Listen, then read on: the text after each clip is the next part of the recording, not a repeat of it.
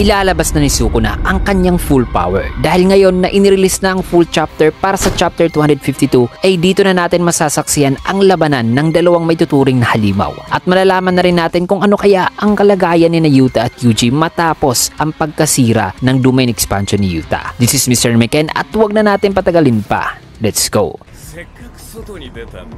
Sa unang eksena ng chapter ay pinakita ang nangyari sa labas ng barrier ni Yuta habang nagipaglaban itong ating mga bida sa loob. Dito sa labas ay may kita natin na inilipat ni Yuta ang posisyon ng kanyang barrier na mula sana noon sa ibabaw ng building. At makikita dito si Kusakabe at Ino na nakatayo sa labas. Sinabi dito ni Kusakabe na naipwesto daw ni Yuta sa magandang lokasyon ang kanyang domain expansion na ngayon ay nasa gitna na ng daan o sa open field. Ang ganitong paglipat sa posisyon ng barrier mga kaibigan ay nakita na rin natin ginawa ni Kinji Hakari noon laban kay Kashimo Hajime. Going back dito kina Ino ay nagsalita naman rito si Ino na kailangan raw nilang palibutan ng barrier upang makapaghanda na sa susunod na mangyayari. Dahil ayon pa kay Kusakabe na once na babasagin daw ni Yuta ang portion ng kanyang barrier, yan na raw ang hudyat na papasok na si Maki. Kaya sinabihan ni Kusakabe sina Ino pati na si Choso na hindi pa pinapakita sa eksenang ito na sabing kailangan daw nilang tutukan talaga ang barrier para makita nila kagad ang signal ni Yuta. Sagot naman dito ni Ino na sa tingin daw niya na mas mainam daw siguro na may mas maraming sorcerer ang papasok sa loob upang labanan si Sukuna. Kasi nung una ay plano raw talaga nila na papapasukin din nila si Choso sa loob. Ngunit nang masabi yan ni Ino ay tugon naman ni Kusakabe na wikang, sa tingin mo ba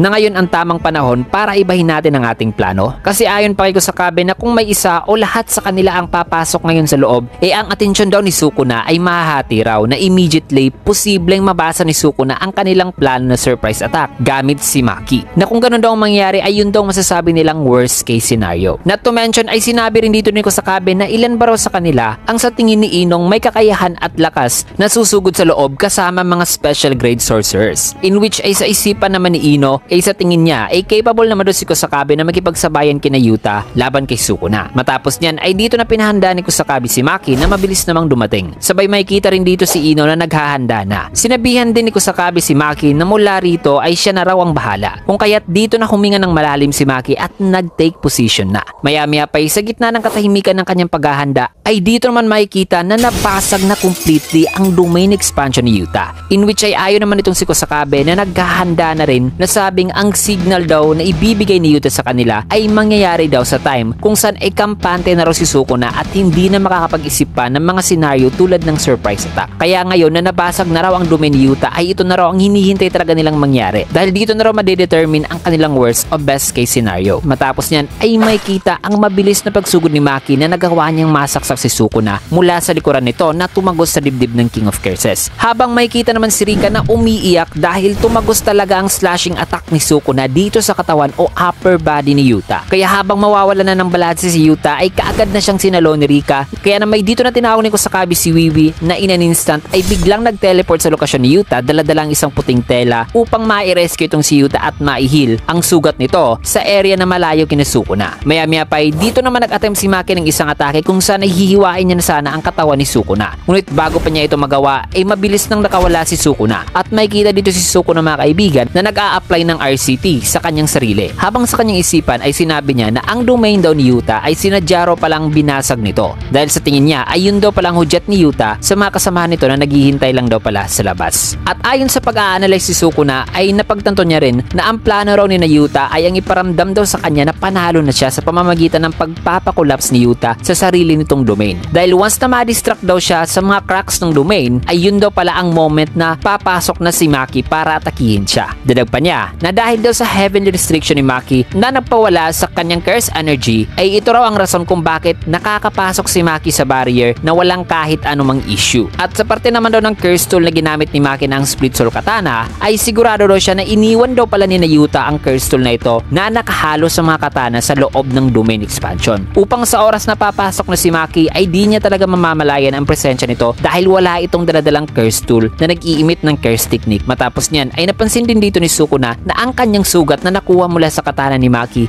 ay may napaka-slow daw talaga na healing process. In which ay dito na napaliwanag ang narrator na ayon dito na ang gumagamit daw ngayon ng Split Soul Katana ay ang individual na may kakayahang makita ang soul. Kung kaya't ang sugat na naibibigay ng atake ni Maki ay hindi raw ma-heal ordinarily ng reverse curse technique sapagkat kailangan daw ng nasugatan na malaman ang outline ng kanyang sariling soul upang ma-heal ang kanyang na-damage na soul. Ngunit bilang resulta raw sa pamamahay ni Sukuna sa katawan ni Yuji na ang dalawang soul ay nag-i-exist noon sa iisang katawan, ay ito raw ang rason kung bakit ngayon ay meron na raw kakayahan si Sukuna na makita ang outline ng kanyang sariling soul gaya na rin ni Yuji. However, dahil din daw sa mga after effects ng pagkikipaglaban ni Sukuna kay Gojo noon, ay nagresulta raw ito sa pagbaba ng RCT output ni Sukuna kung kaya't di niya ma-fully heal ang sugat na naibigay ni Maki sa kanya. So according dito mga kaibigan, na nahihil daw pala ng RCT ang damaged soul. Ngunit kailangan nang magpe-perform na malaman ang outline ng soul. So technically, almost impossible din pala itong gawin kahit sa mga sorcerer na gaya ni Shoko sapagkat walang kakayahan si Shoko makita ang soul. Matapos niyan ay dito naman may kita si Yuji na dali-daling tumayo para puntahan si Megumi dahil di niya raw ito susukuan. Ngunit sa kanyang pagtakbo ay bigla siyang nakaramdam ng kakaiba dahilan na natumba siya at napasukan ng dugo. At sa kanyang isipan ay nagtataka siya kung ano raw ang nangyayari sa kanya. Pero na-realize niya rin na alam daw pala niya ang nangyayari sa kanya ngayon. Dahil kahit natutunan niya raw kung paano gumamit ng reverse curse technique ay this does not change daw the fact na 4 na beses rin daw siyang nakatanggap noon ng mga atake na ikakamatay na raw sana niya. Kaya dito niya naramdaman na may something daw sa kanyang katawan na hindi pa raw na-fully heal.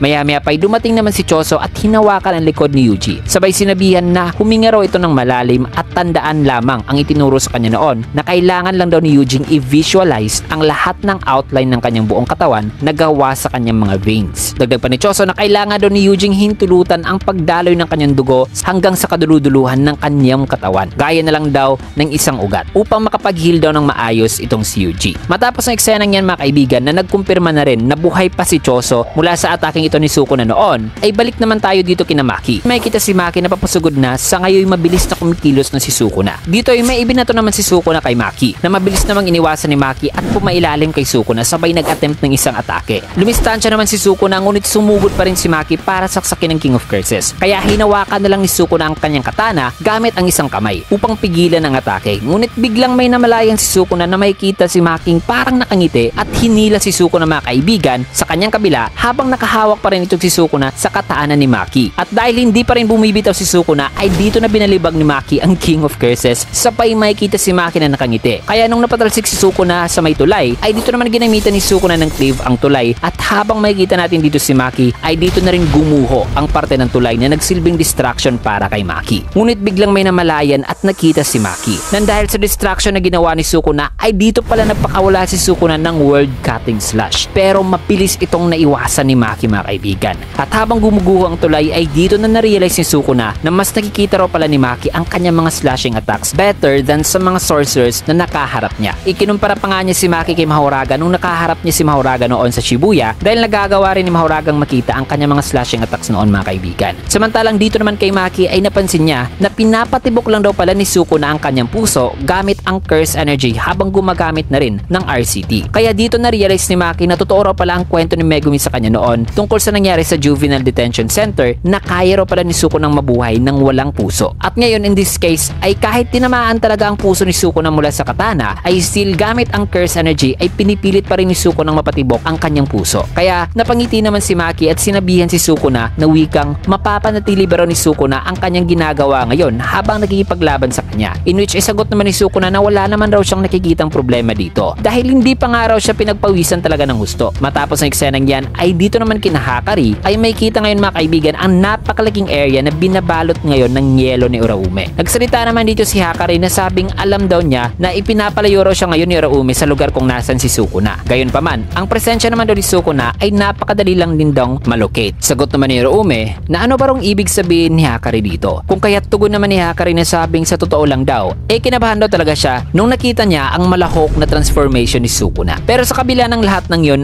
sa ngayon ay tila ba'y nakikita niya na pinapahirapan na raw nila si Sukuna dahil bumababa na raw ang curse energy nito. In other words, ay ibig niya raw sabihin dito sila raw talaga ang mananalo sa laban na to. Sagot naman ni Uraume habang nakangiti ng wikang ang napaka-unusual daw na technique ay nagbibigay daw pala talaga ng matalinong pag-iisip. Nang masabi yan ni Uraume ay sa isipan naman ni Hakari ay sabi niyang magpapasalamat bro siya sa sinabi ni Uraume. Pero sa tingin niya na ang may unusual daw na technique ay hindi daw siya kundi si Yuta. However, ang sinabi pa lang ito ni Uraume ay sarcastic lamang sapagkat dagdag pa niya na hindi raw talaga alam ni Hakari ang behavior o mood ni Sukuna ngayon. Dahil ayon pa kay Uraume na kung interesado pa si Sukuna sa sa kanyang mga kalaban ay mararamdaman daw talaga niya ang waves ng curse energy nito na nag-iimit ng excitement o pagpapakita ng interes. Kaya dapat ay mahiya raw si Hakari sa kanila sapagkat bukod kay Gojo ay di pa raw nakapag-present ng magandang laban ang mga Jujutsu Tech Sorcerers. Dalag pa ni Uroume na may seryosong mga mata na sabing kahit isama pa raw ang mga after effects na nakuha ni Sukuna mula sa kanyang unang mga laban ay napakaklaro pa rin daw na hindi pa raw ibinibigay ni Sukuna ang kanyang buong lakas. At makikita sa sumunod na panel mga kaibigan ang ngayon Sukuna na magseseryoso na, looking by this monstrous aura. So ngayon mga kaibigan ay klarong-klaro na sa susunod ay mag-all out na nga si Sukuna dahil tila ba'y nagpapakita na ito ngayon ng interes sa pakikipaglaban kay Maki. Kaya naman may kita na ba natin ang black box ability ni Sukuna o maililipat ang eksena dito sa laban ni Uroume at Hakari? Well, malalaman natin susunod na mangyayari matapos ang eksenang ito sa susunod na chapter. Dahil dito muna natin tatapusin ang full chapter review. Kaya naman kung nagustuhan niyo ang video ay can get a like, comment, follow, subscribe na rin for more videos like this. Maraming salamat, pero bago mo natin tatapusin ang video ay shoutout sessions muna tayo.